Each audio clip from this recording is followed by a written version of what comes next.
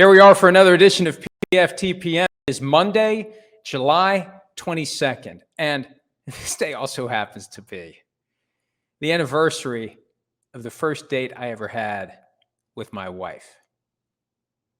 35 years ago. Now, think about this. Let it soak in. She's been dealing with me for 35 years. I know, right? I know. So I'm probably not going to remind her today of the fact that it's been 35 years since our first date, just so she won't be depressed that she has survived 35 years of an asshole like me. So happy Monday. Training camps are opening. It's hard to keep track of which ones are opening. It'll be nice when they're all open.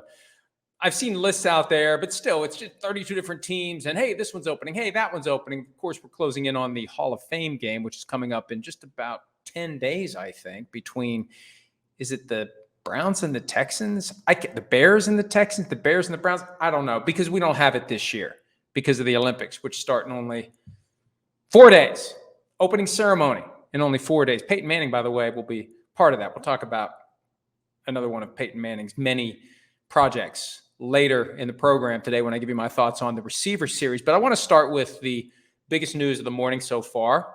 Jordan Love not practicing with the Green Bay Packers until he gets his contract. And we have laid out the potential scenarios regarding the various veteran players who deserve new contracts. And when you look at the list, I put it together on July 3rd. I dusted it off over the weekend. Jordan Love, clearly one of them. Tua Tagovailoa, Tyreek Hill, Matthew Stafford, Jamar Chase, Amari Cooper, Matthew Judon, Micah Parsons, CeeDee Lamb. Trying to remember them all. There are others.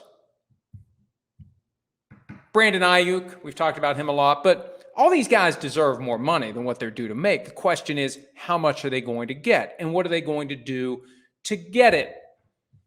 The threshold question, do you show up for training camp? It's a bold move. It can be expensive.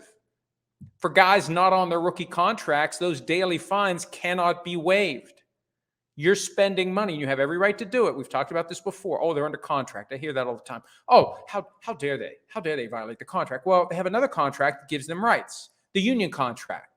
So you've got a union contract and an individual contract. And you're allowed under the union contract to not comply with the letter of the terms of your individual contract if you're willing to pay the price. They could have drafted the CBA to make it clear that you're not permitted at any time to skip practice, to hold out, to try to get more.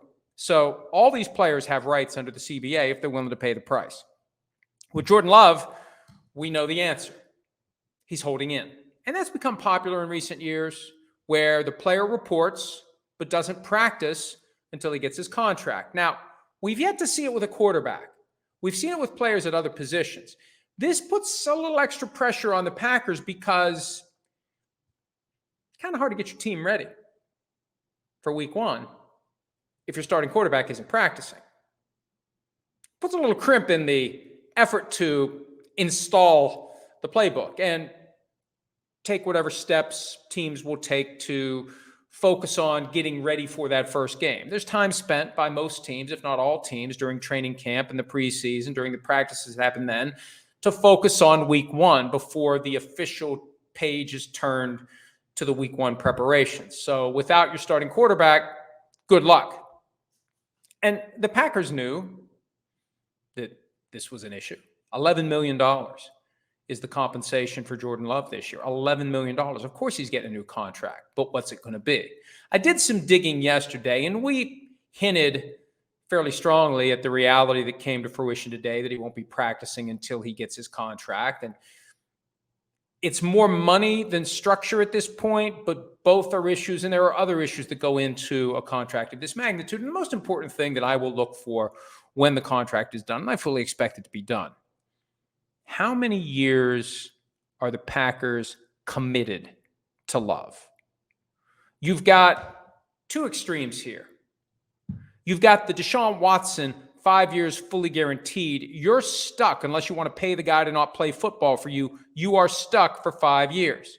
No matter how he plays, no matter how many times he's injured, what the team does without him, what the team does with him, you're stuck for 5 years, or you got to pay him to not play him. There's a chance the Browns might eventually, either next year or the year after, say, we'll just pay you. Go, leave. We'll pay you the difference between $46 million and whatever you get somewhere else. That's one extreme. The other extreme is the Derek Carr contract. I've mentioned that a few times recently because it proves a very important point.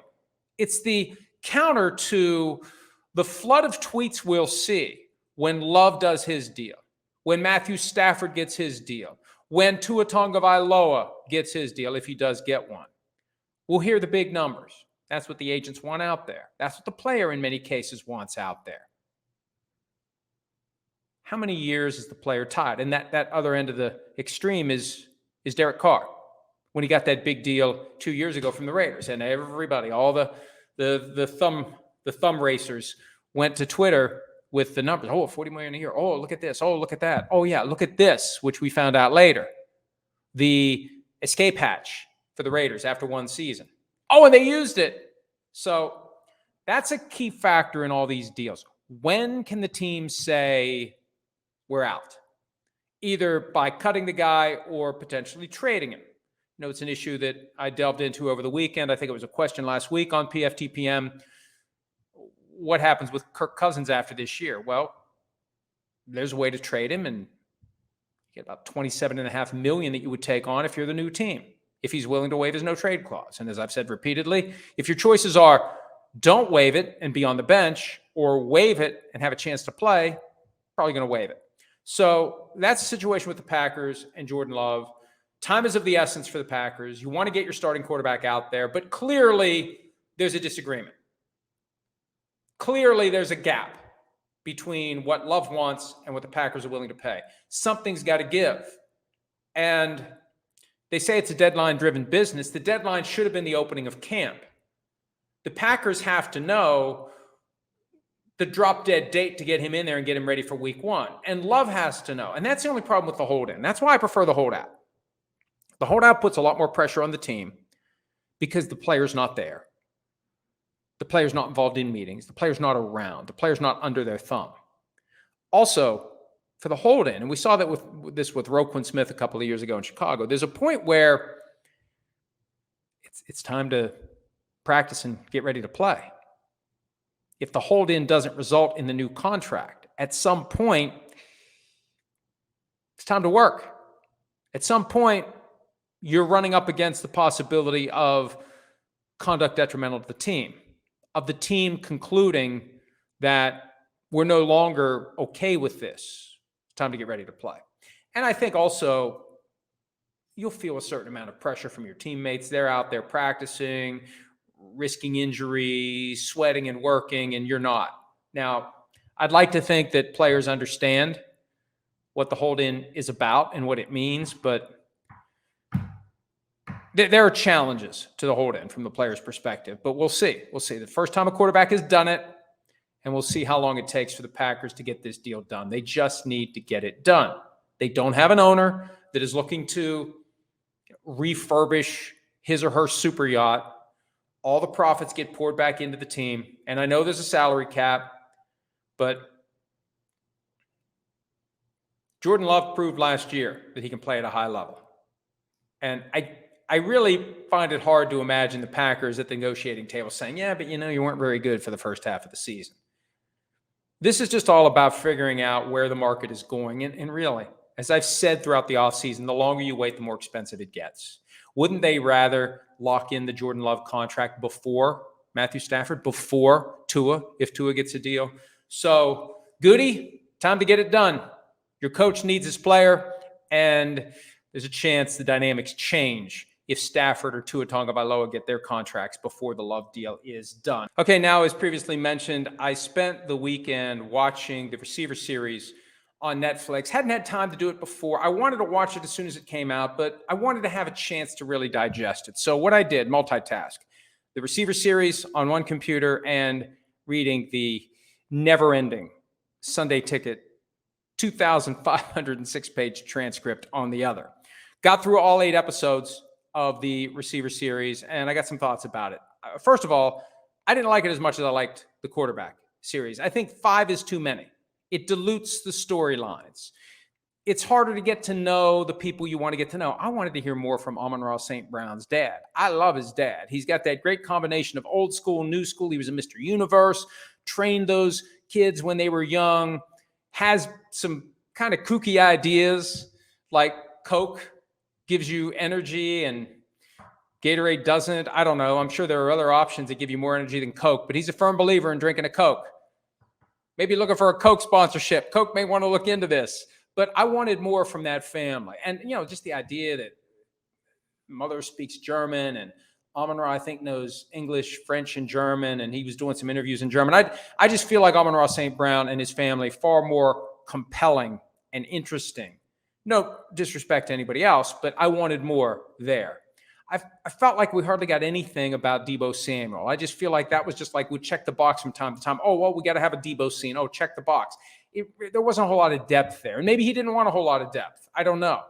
Justin Jefferson, I wanted more from him. Now, the problem is he was injured. So what can you really do? But it felt like there was a lot of ground there to maybe see how he was dealing with those extended absences from practices and games. What's he doing? How does he process that mentally when he wants to play, when he wants to counter any narratives that might be out there that he was deliberately not practicing and playing because he didn't have a contract, and he would have been back and practicing and playing if he did have a contract. And if he did that, I was a firm supporter of it because he had no security. He didn't have the long-term contract. You come back with a hamstring injury before it's 100% and you aggravate it and you're done for the rest of the year and it lingers into the offseason and maybe affects your preparation for next year. That's a risk you'll take if you've got your contract. It's not a risk you should take if you don't. I wanted a little bit more of that. I'll say this, though, some specific things that I noticed. Amon-Ra St. Brown had the oblique injury that happened in week 3 on a Sunday against the Falcons. He talked about the pain, 8 or 9 on a scale of 1 to 10, the pain he was feeling when he was running in practice that week, short week, in advance of Thursday night game, week 4 against the Packers. It's one of the reasons why many don't like short week football. The NFL always focuses on one statistic to justify short week football. The rate of injury from Sunday to Sunday is the same as the rate of injury from Sunday to Thursday. In other words, the same number of injuries happen when you play on a Sunday after playing the prior Sunday as when you play on a Thursday after playing the prior Sunday. That overlooks a lot of factors, such as getting a guy ready to play with only Monday, Tuesday, Wednesday between games. And with Amon-Ra St. Brown, it was clear he was injured. He had an oblique injury, and the pain he was feeling was 8 or 9. He said that. So I was curious. I went back and looked at the injury reports from last year. Week 4, Packers. No Amon-Ra St. Brown. He wasn't even mentioned. And, the response is, well, he fully participated in practice. Okay, fine. But he's still injured. He's still injured. We see guys get designated with injury and full participation, easy for him to say, in practice all the time. It'd be interesting to see whether or not he had any treatment in the building. Some guys get their treatment out of the building. Some guys just keep their mouths shut and deal with it. But St. Brown made it clear he wasn't missing the game. And he mentioned that he doesn't like to do painkillers, but he will when it's the Packers. And he presumably did. He didn't say that he did, but it was strongly implied that he did. But the bottom line is this, and this is one of the things the NFL needs to be concerned about as it relates to gambling, inside information, or what they call in the stock trade, material non-public information. We wrote something last week about the adoption of an injury reporting requirement by Bert Bell in 1947.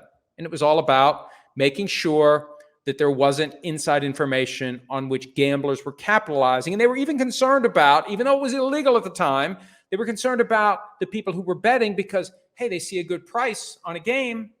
They don't know that the starting quarterback isn't going to play because he's injured, because there's no requirement at the time to identify injuries. You just show up for the game and, hey, where's the starting quarterback? He's not playing.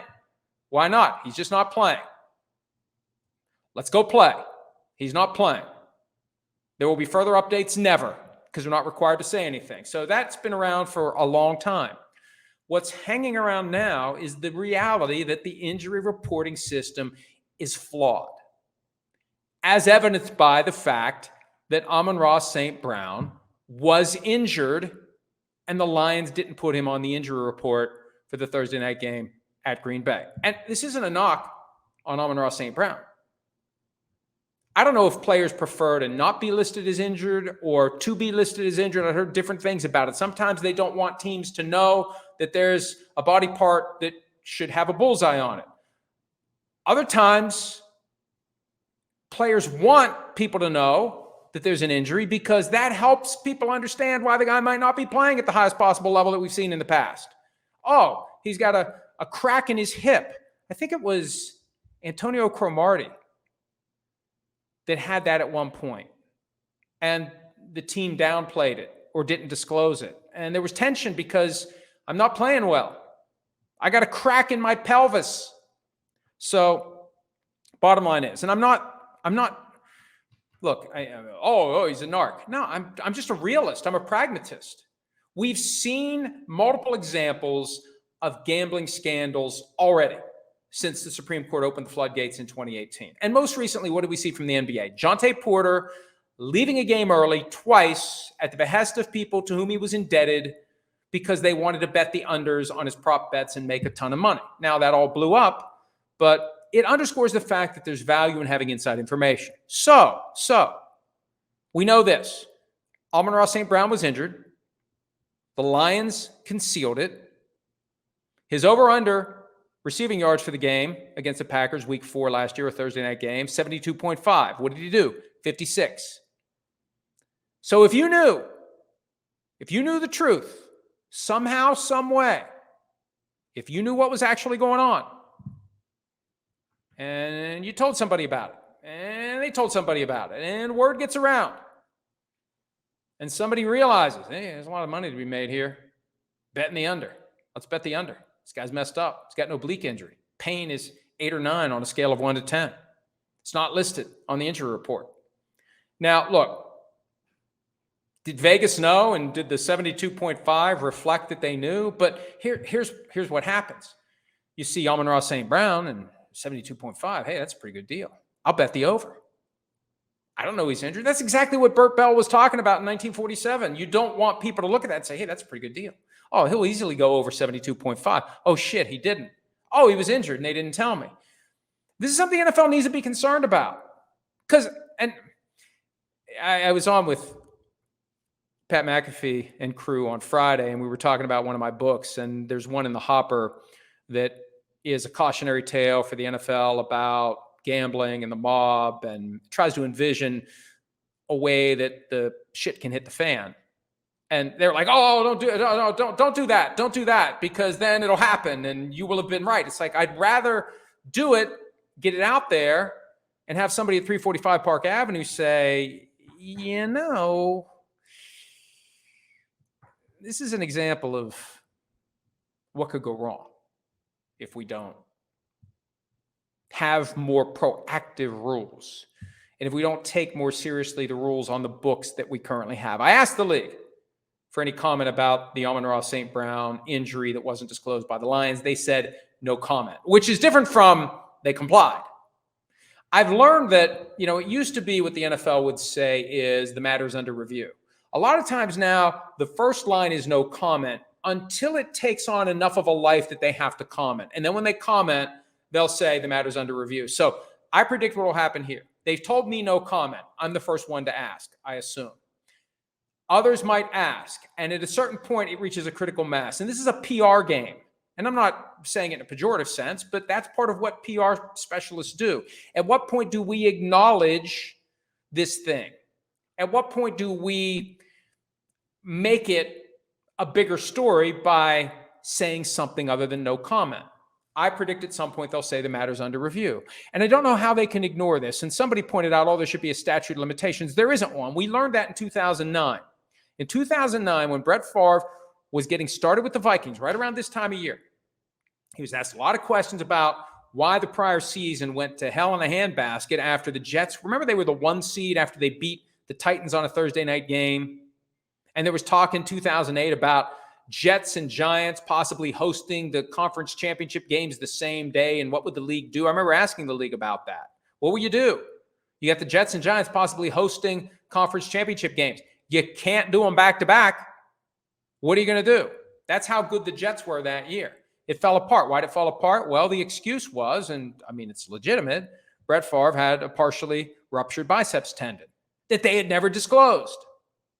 So Favre starts talking about it to justify his bad performance down the stretch the prior year, and one thing leads to another, and the Jets and Eric Mangini, who was the coach at the time, was he the coach at the time? Who was the coach at the time? I think it was Mangini. And Mike Tannenbaum, they all got whacked. Yeah, it was Mangini. They all got whacked. They all got fined a year after the fact. So, again, if the NFL cares about plugging all the potential holes that could become serious issues for the league and for the teams and for those of us who care about football and don't want it to be undermined by a scandal. See, why do you hate the NFL? I love the game, and I don't want it to be undermined by this money grab the NFL is making with blinders on about the various ways it could blow up in their face. Right now, the NFL, the league office, and the owners, because the league office is the owners, their approach is, and I've used this before, they're that contestant in the game show in the phone booth full of money, and they're just grabbing it and stuffing it in their pockets when it comes to gambling. And they're not thinking about anything else. All they're doing is grabbing the money and stuffing it in their pockets. And there's other stuff they need to be thinking about because it can hurt the game. It can hurt the game. So, but I'm an asshole for caring about potentially hurting the game. Just ask anyone at 345 Park Avenue. One other thing from the receiver show that I thought was fascinating. I haven't written about this yet, but I'm going to.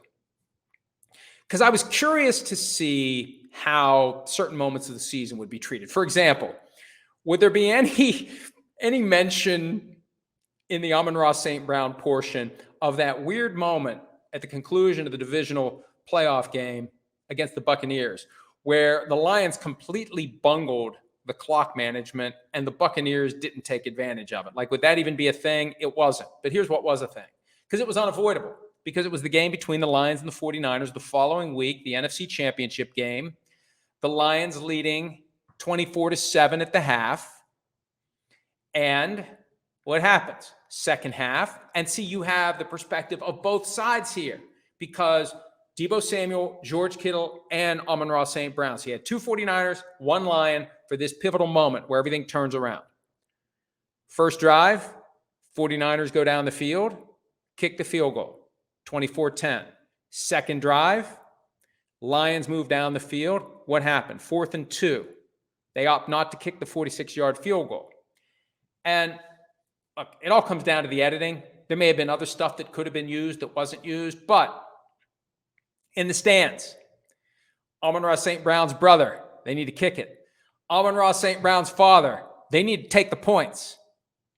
And, there's been so much pushback because, well, that's how Dan Campbell does it. Kneecap biting and going for two. We go for two. That's what we do. That's who we are. There's a point where, and we argued this at the time, you got to set that aside and you got to be strategic. Hey, they scored 3 points on their first drive to make it a 2-score game. We could take 3 points here and make it a 3-score game with half of the third quarter gone. That's when you really start, if you're the 49ers, you really start getting tight. And that may be the moment where Brock Purdy squeezes the ball a little harder than he should, makes a bad throw, makes a bad read, interception, and now it's a 4-score game.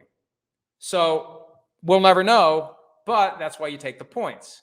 And also, the reaction from Deebo Samuel.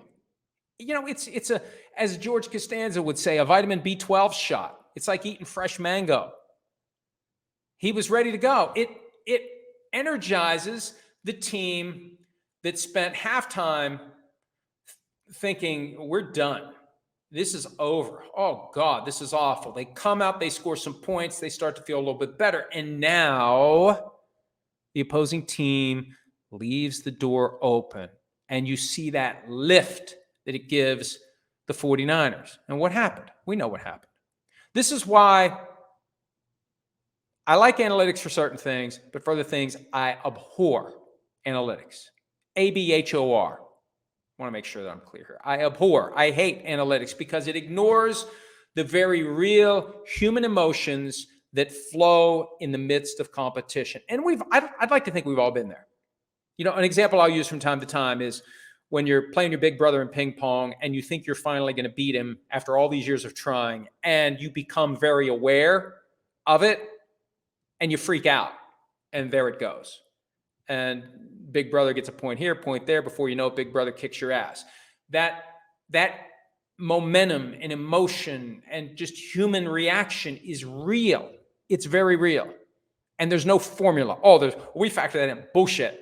There's no formula for the human emotion that kicks in those moments. And we saw it from Deebo Samuel and the 49ers when the Lions left the door open by not doing what they should have done, take the points and go up by 3 scores. All right. Sunday ticket case. Now, I'll give you a quick background of what I've been doing. Most of you who follow the podcast and read PFT are aware of this. 2,506-page transcript. I'm working my way through it. I'm about 1,000 words in, or 1,000 page. 1,000 words, I still have a lot more work to do. I'm about 1,000 pages in to this transcript. And the day that I finished most recently, and it carried over into the next day, day 5 and day 6, the plaintiffs called a professor from the University of San Francisco, Dr. Daniel Rasher, who was there primarily to set the high end for the damages, $7 billion. He came up with $7 billion by taking the world that we know, people paying for Sunday ticket from 2011 through 2022. Those are the years covered by the class action. That versus what they call the but-for world, which means but for the antitrust violation, what would the world have looked like? And this is where it gets into this whole argument that it's kind of fuzzy. And when you're the person who commits the antitrust violation, that's what you get. There's no way to perfectly predict what the world would have looked like if the defendant, in this case the NFL, hadn't violated the antitrust laws. And one thing the NFL didn't do, the NFL didn't put in its own version of what the world would have looked like. Because, that's the risk you take when you're defending one of these cases. You want to say we didn't do anything wrong. It's kind of awkward if you say we didn't do anything wrong. But if we did, here's what we should have done, and here's what it would have cost, and that's the difference, and here's what you should whack us for. They didn't do that. And maybe they didn't do it because they knew there was no good way to do it without it being a big number. Even if it was as simple as taking their $102 average cost, more on that in a second, and saying that every year, every plaintiff that bought Sunday ticket, it's $102 that you're going to get. And, there's 2.4 million plaintiffs. You have to know how many years each person did it, but that would have still been a big number.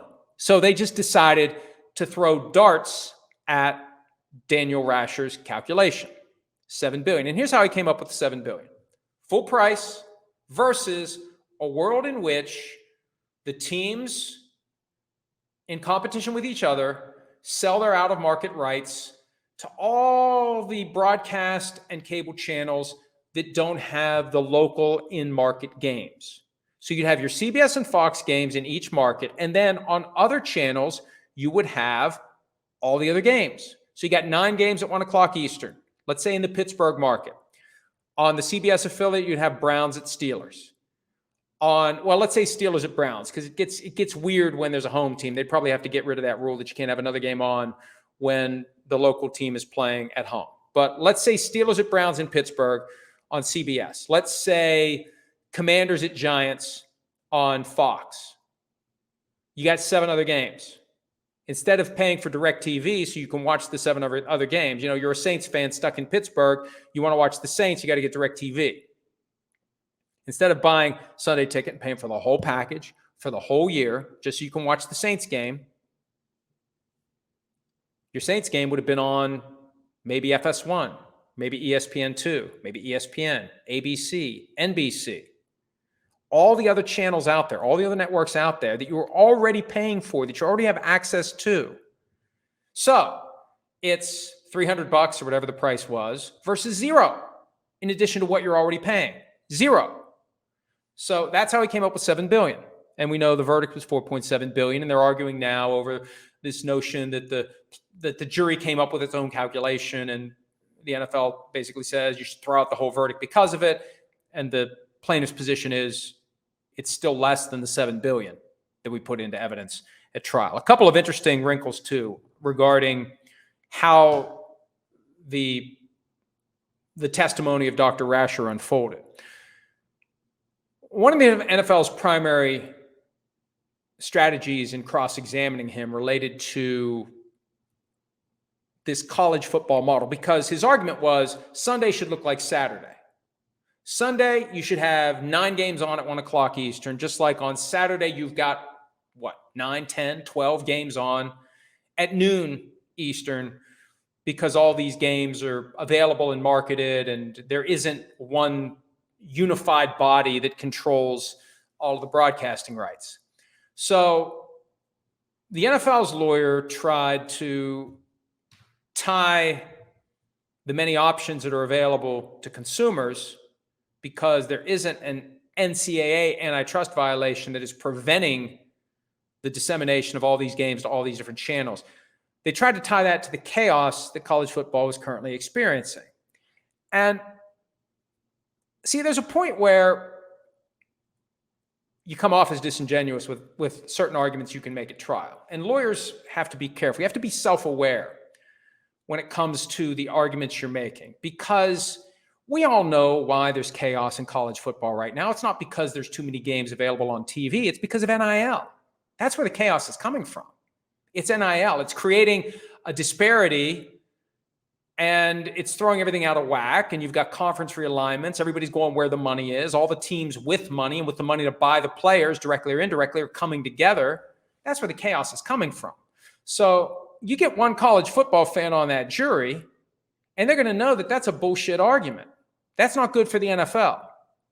So they're also trying to tie it to the idea that, and I think this comes out later in the trial, that if you force the teams to compete when it comes to the out-of-market package, you're going to create massive imbalances, and the salary cap implodes, and there's no competitive balance. And, one of the things Dr. Rasher said, and it harkened back to the opening statements, there was a study that the NFL conducted at some point that showed there isn't a strong correlation between the salary cap and winning and losing. Look at the Patriots. Look at the Chiefs.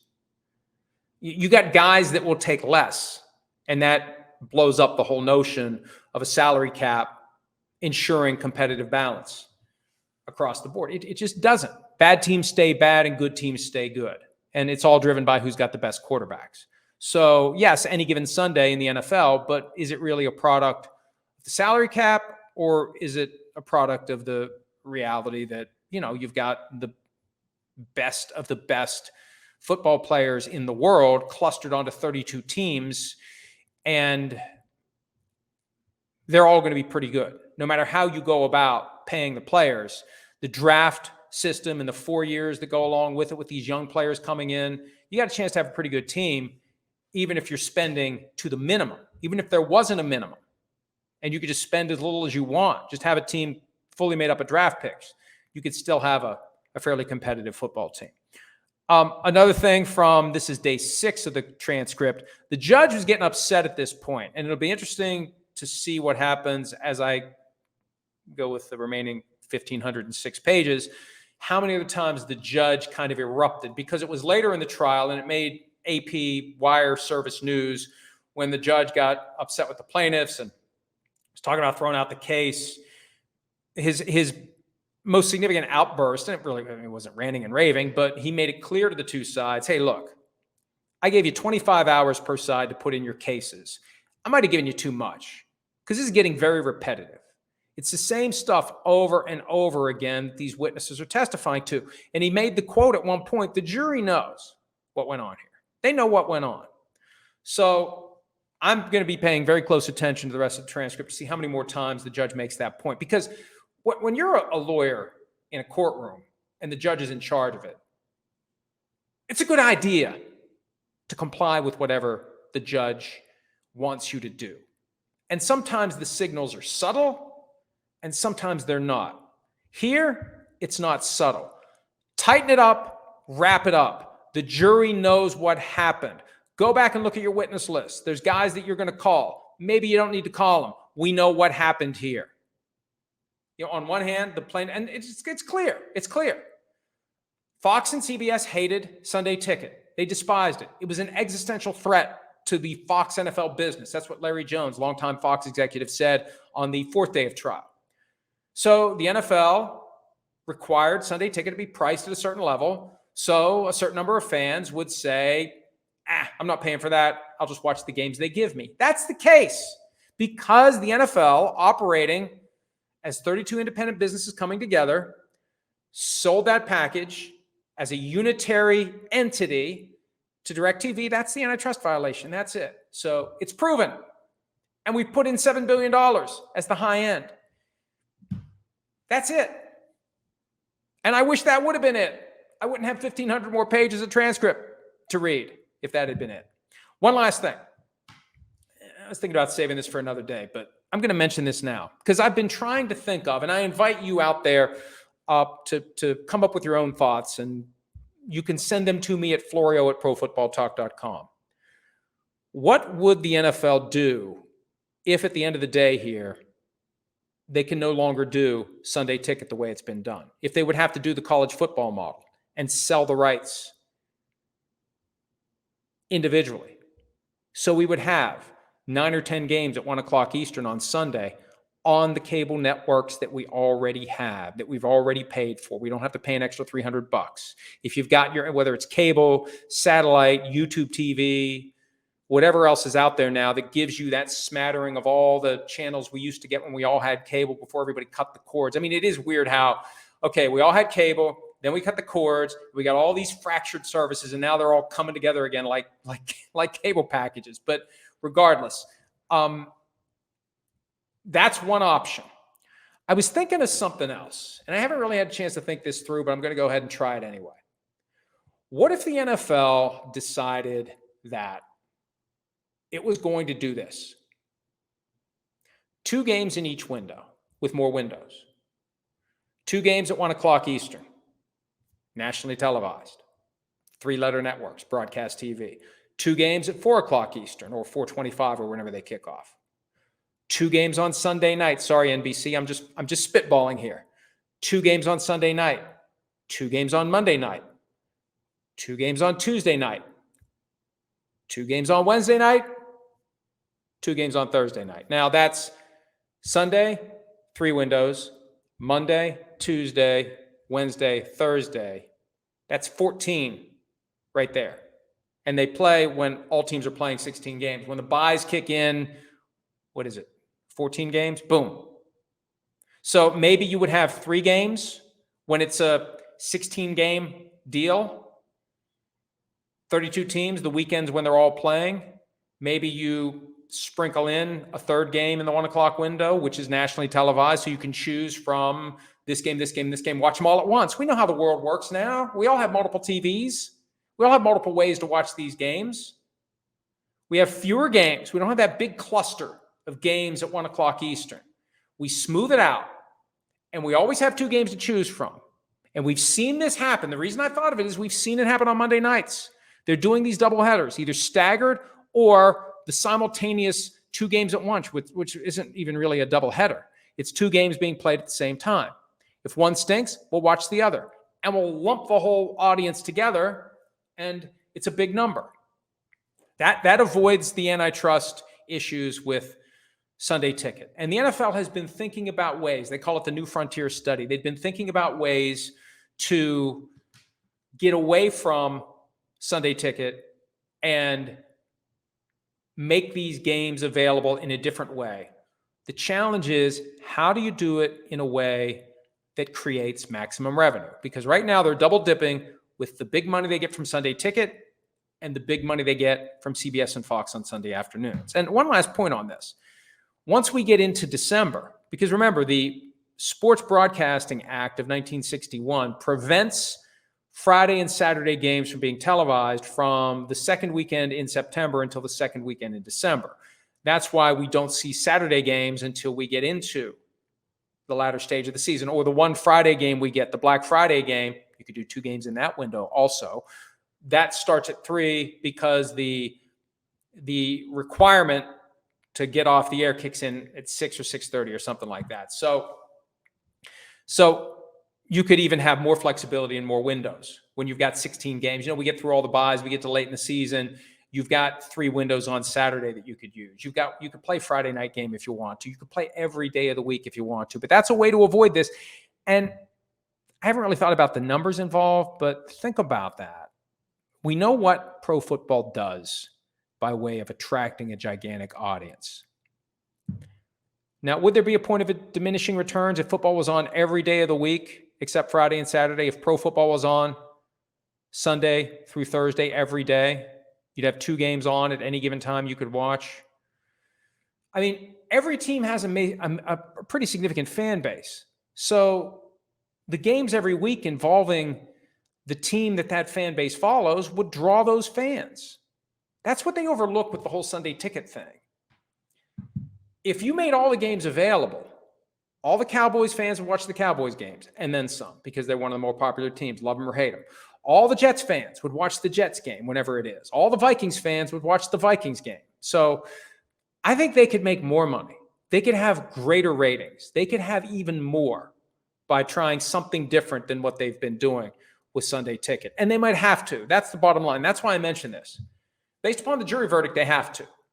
Now, they might just roll the dice and hope they eventually win on appeal, and then they won't have to. But if they ultimately lose on appeal and this verdict stands, they're going to have to do something because they're going to have that same liability each and every year. All right, we're going to get to some questions now before we wrap this up.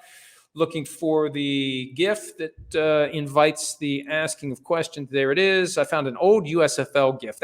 I think that's the New Orleans Breakers. The quarterback lines up under the right guard and is told to get over to the center who is over there. I think that's the old New Orleans Breakers helmet. Or was it the Boston Breakers? I think it was the Boston Breakers at first, then maybe it became the New Orleans Breakers. All right.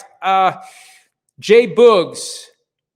What's the over-under? Mike watched Aaron Rodgers' interview this morning on Pardon My Take. My response was, I don't think you know how over-under works because there's no over-under on whether I watched it. The over-under would be on how much of it I watched.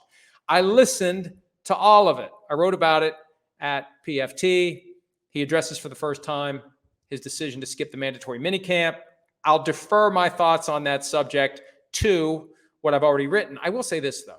And I've said this before on PFT Live.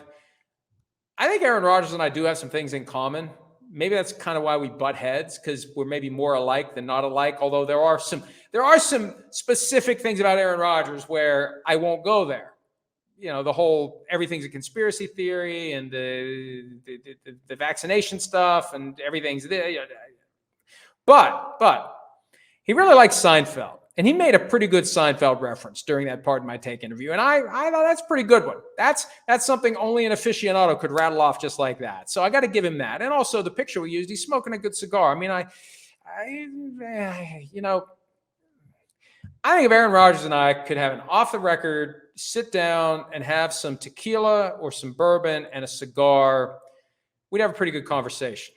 I think we would, after he beat the shit out of me. While I'm licking my wounds and otherwise recovering from being pummeled by Aaron Rodgers, I think we'd have a pretty good conversation. All right. What's next? PFT PM Posse, best and worst moments, experiences, memories from the beach trip last week. Well, as you might know, we came home early from the beach by 2 days because we had a little COVID situation. My sister-in-law tested positive on Wednesday. She and her daughters cleared out after that because we had my wife's parents with us. They're both in their 80s. We don't want to expose them to COVID because it can have a specific bad outcome for folks in that age group. So they left. The next morning, my wife tested positive. We left. So that was the worst part, having to leave with 2 days left on the rental. Most of the folks stuck around. They had a good time, and that's good. I still haven't tested positive. Now, think about this. My wife and I shared a room, and despite 35 years of her dealing with me, we still share a room and a bed somehow, some way. I don't want to go too far into detail, but she hasn't kicked me out yet into another, wing of the house, except when she has COVID. And I didn't get it from her. sharing a room, and it was a fairly small room and a fairly small bathroom. I didn't get it there. 9 hours on the way home in the car. She didn't wear a mask. I didn't wear a mask. We didn't roll the windows down. I just figured I'm going to get it. I thought, okay, we need to leave because we don't want her parents to get it. And if I'm going to get it, I'd rather get it at home. I don't want to get it and have to drive home with it and feel like crap driving home, whatever symptoms you may have. When I had it the last time, I had a fever and body aches and all that stuff. I don't want to drive 9 hours feeling like shit. So I fully expected I was going to get it. And watch, as soon as I finish, I'm probably going to start manifesting symptoms. But it's been 4 days now since we were crammed together in the car, and I still haven't gotten it. So we'll see if I end up getting it. That was the worst part, though, having to leave. The best part, though, and it's great having everybody together. We had 20 people in this house. And it had, 12 bedrooms. I mean, it was big enough, but it was a lot of activity. And my niece, from my side of the family, this is the first time we intermingled the families for a vacation, because it's always been my wife's side of the family and the various tributaries there.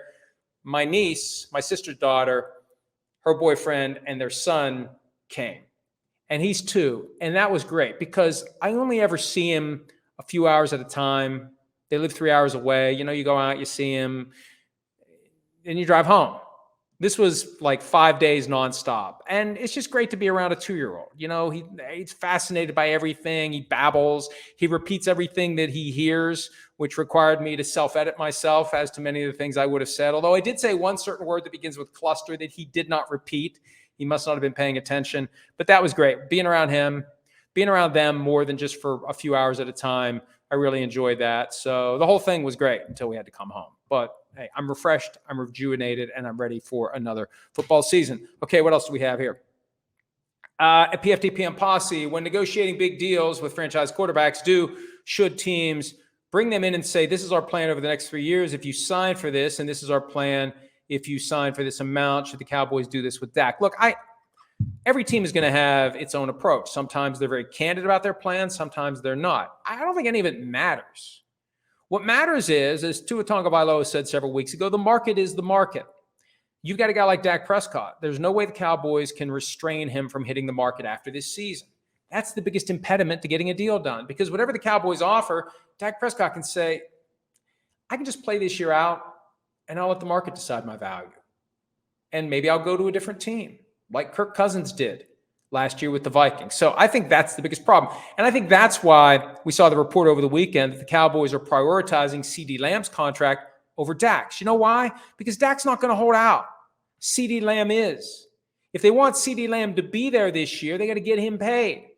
At some point, they got to move on from Dak and say, we'll put a pin in this, we'll get to it later, because there's no reason to think he won't show up. Now, watch. Now he'll hold out. But I don't think there's any reason to believe he would hold out. He's fine with his contract. He's fine with the circumstances. He's ready to play for what he's due to make this year and hit the market next year. I still think they need to be concerned about Michael Parsons, because even though he said all the right things, at the end of the day, if I was Michael Parsons, I would not show up. Given the position he plays, given what he's going to be making this year, I would not show up until I got my new contract. All right, next up. CJ Newman, what is the best, as you put it, Stanford band play you've ever seen? Well, CJ, the Stanford band play is the best Stanford band play I've ever seen. I hate to take the easy way out, but that's why they call it the Stanford band play. When something better comes along, they'll call plays like that play, and the Stanford band play will be relegated to the dustbin of history. Another one from CJ Newman. Very specific questions here that are also easy to answer. Do you have an NFL Plus account? No. Next question. And there's no reason why. Look, I don't need any of that stuff, because I go to NBC, and on Sundays I see all the games as they happen. And did we have Sunday Ticket last year? Yeah, we had Sunday Ticket last year. Don't have it this year. I may have to get it, or I may have to get NFL Plus, because I like to rewatch games when I get home. So I may have to get NFL Plus. It's either going to be NFL Plus or Sunday Ticket. We'll see. But for me personally, I don't need to watch them all live. I don't need to pay to watch them live. I like to watch the re-airs or the condensed versions after the fact. Let's see. Colin Adams, isn't advocating for a given player to get paid more a zero-sum game since most of the teams use the entire salary cap each year? If one player gets a big contract, how many other players can't get that money when they otherwise would have? First of all, I take issue with the idea that most teams use the entire salary cap each year. That's just not true. We get to the point where some teams will end up with these massive cap availabilities because they've carried over and they haven't spent to the cap. There's a requirement under the CBA to spend a certain amount of cash on a 4-year rolling average, but you can kick money over endlessly. We don't have a situation where all teams are spending to the cap. And, I like to quote Peyton Manning on this point. It's my job to get paid as much as I can. It's your job to manage the salary cap. And yes, it is a zero-sum game to a certain point, but the best players deserve to get paid the most, period. It is a star-driven sport, and the difference between the best and the average player, that needs to be reflected in what the best makes and the average player makes. And this is where the rookie wage scale kind of sets the baseline. I said this earlier, if there was no salary cap, as long as you have a draft, and as long as you have a rookie wage scale that holds those numbers to a very reasonable amount, that's how you build the guts of your team. And you pick a certain number of those guys who develop into star players to get big contracts. Other guys get medium-sized contracts or just leave in free agency and are replaced by somebody else who comes in at a cheap level. The rookie wage scale is the heart and soul of an NFL roster. That's why I'm always leery about, F them picks, because you're trading in guys that become the building blocks of your team for a veteran player who costs a lot of money and is only going to do so much. Now, for a quarterback, okay, F them picks. Well, just ask the Browns how that's worked out. Because in addition, we focus on the money. In addition to the money, they gave up 3 first-round picks and 3 mid-round picks. 6 players who would have been on the Browns for a reasonable cost. Now, we've been talking about alternate universes as it relates to the NFL's antitrust violation in the Sunday Ticket case. What about the alternate universe where the Browns, as good as they are right now, are even better because they didn't give up 3 first-round draft picks and used them on players? The players they could have had with those picks, the players they could have had with the 3 other picks. How much better would the Browns be? They could be a juggernaut right now.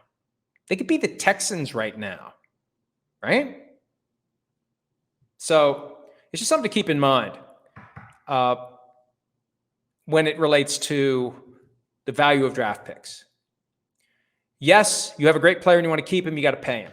And one of the reasons you can pay him, and one of the reasons why this idea of you're robbing Peter to pay Paul falls apart, you've always got a nucleus of your team. Think about it. All your rookies who make the team, all the guys from last year who were draft picks who made the team, the guys from 2 years ago who were draft picks that made the team. I mean, you're looking at 25 guys thereabouts right there. And then you got guys in the 4th year of their rookie contracts. You could have more than half of your roster made up of guys who are on rookie wage scale controlled contracts. That's why you can afford to pay your stars. Or if you don't, someone else will. Nate, do you play fantasy football? What are your thoughts on the industry? I play. We started playing a family league back in 2006, and we play it every year. And I think I was back-to-back champion a couple of years ago. It took me a long time to win 1, and then I won 2.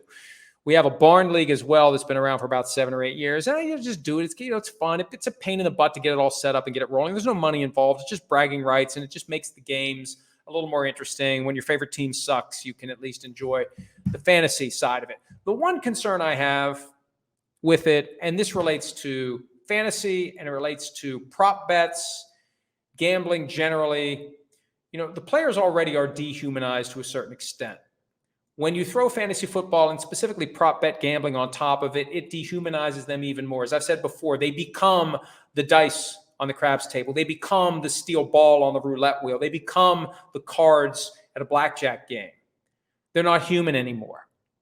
And what have we seen? There was an item in USA Today several weeks back about how many baseball players are in fear for their safety and the safety of their families because they get harassed, harangued, and threatened by gamblers who view those guys. It's like actually being able to yell at the dice When you need a 6 and it comes up 7, you can yell at the dice because the dice are human beings.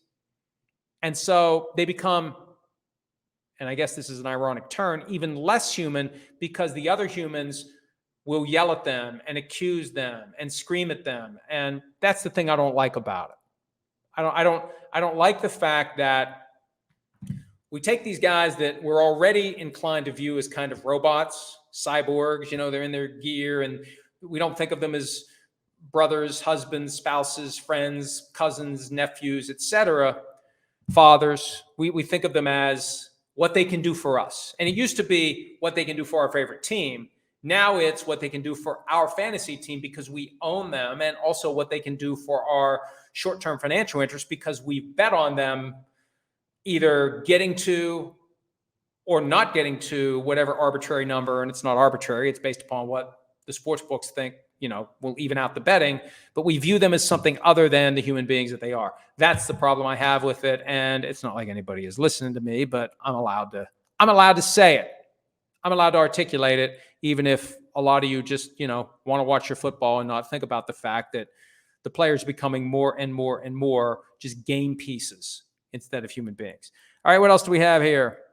This is a good question from our good friend Pauline, and I know I'm not pronouncing it the right way because she's in the UK. Is there any team not previously thought to be dysfunctional that is at risk of being dysfunctional this season? You got to start with the Cowboys. Now, it's hard to say they're dysfunctional because more often than not they contend. You could say they're dysfunctional because they haven't been to an NFC Championship game since 1995. But it sure feels like they're going to be a dysfunctional mess this year because of how they've mismanaged these key contracts. But other than that, as I said earlier, good teams stay good and bad teams stay bad. And as my friend Big Cat said years ago, and I use it all the time, and I try to credit him every time I do because it's too good to just act like I came up with it, dysfunctional teams do dysfunctional things. And if you're not dysfunctional, and this goes all the way up to ownership. Ownership, I think, really, really sets the tone. It's hard to become dysfunctional. And we don't see it very often that a non-dysfunctional team becomes dysfunctional. Now, that said, let's stay in the NFC East. I wouldn't call the Eagles dysfunctional, but I'll tell you what, there was something dysfunctional happening late in the 2023 season. And if that hasn't been eradicated, whatever that was, could they become dysfunctional this year? Possibly. They're confident they fixed whatever it was that caused them to implode last year, but that's a team to keep an eye on.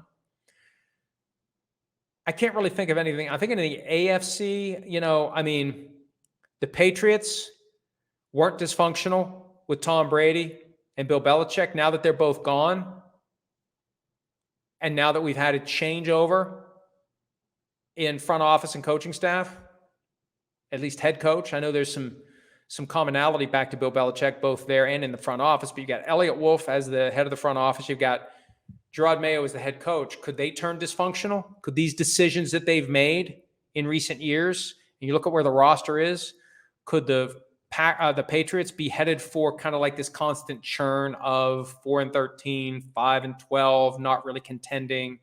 That's possible. So I'm trying to think of others. I'll go with those three. Cowboys, Eagles, and Patriots are the potential ones. But for the most part, dysfunctional teams stay dysfunctional, and non-dysfunctional teams stay non-dysfunctional. And I'm getting dysfunctional today because I've gone over an hour. We're going to call it. If I didn't get to your question today, ask it again tomorrow. We are committed to no days off. Forget about the past 5 weeks. Focus on the next 3. We're committed to no days off for the next 3 weeks until PFT Live returns on Monday, August 12th. Thanks as always for some of your time. Check us out around the clock at profootballtalk.com. Have a great day. We'll see you again on Tuesday.